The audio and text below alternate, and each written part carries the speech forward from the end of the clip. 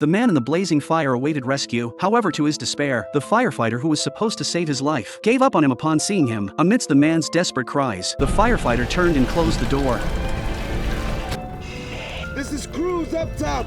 All clear. Afterward, Cruz was troubled. The chief thought he was feeling guilty for missing someone at the fire scene. Little did he know it was deliberate. The deceased man was named Anthony, a local gang leader. Cruz's younger brother Leon was also under Anthony. Due to frequent gang conflicts, Cruz approached Anthony that day, asking him to let Leon leave the gang. Anthony made an exorbitant demand, saying it would cost $10,000 to leave. Cruz didn't have that kind of money. He said he'd find a way to raise it. But that very night, Leon was thrown onto the street from a car. Cruz rushed over to check. Finding him barely alive from the beating, Cruz realized he had been played. Anthony never intended to let Leon leave, so Cruz went back to Anthony, said he would get him money as soon as possible. Before he could finish his sentence, Anthony gave a signal, and Leon was brought out. Anthony was ruthless this time, saying no one could leave the gang except dead. With that, he pulled the trigger.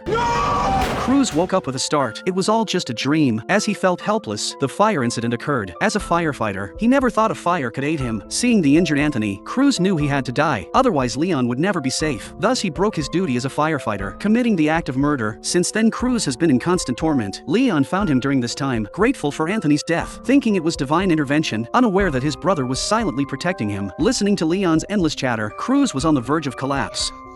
I can't do this. I can't do this.